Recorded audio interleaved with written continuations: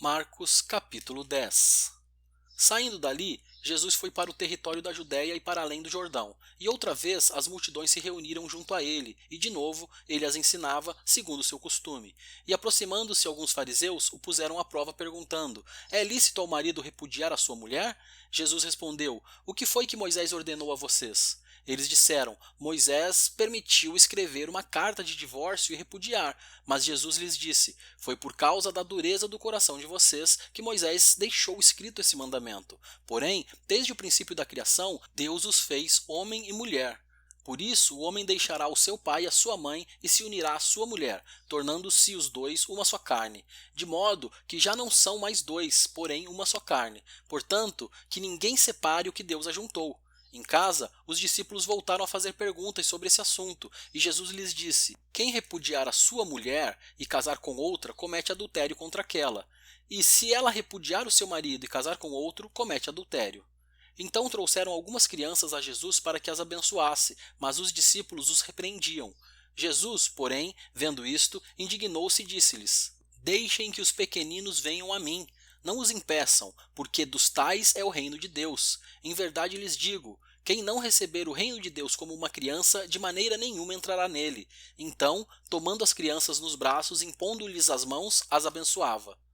Pondo-se Jesus a caminho, um homem correu ao seu encontro e, ajoelhando-se diante dele, perguntou-lhe: Bom mestre, que farei para herdar a vida eterna?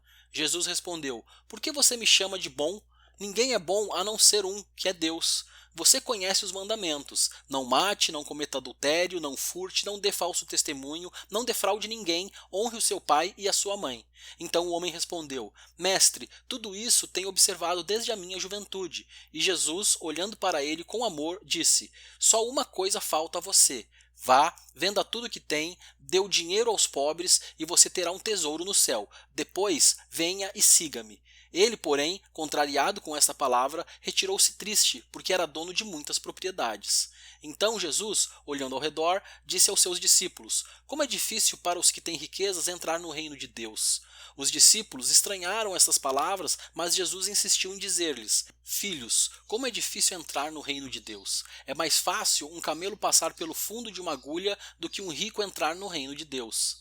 Eles ficaram muito admirados, dizendo entre si: Sendo assim, quem pode ser salvo? Jesus, olhando para eles, disse: Para os seres humanos é impossível, contudo, não para Deus, porque para Deus tudo é possível. Então Pedro começou a dizer-lhe: Eis que nós deixamos tudo e seguimos o Senhor.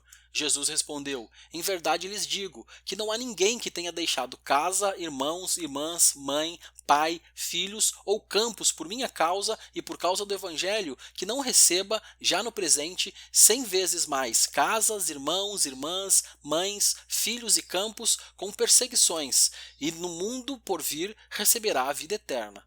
Porém, muitos primeiros serão últimos, e os últimos serão primeiros.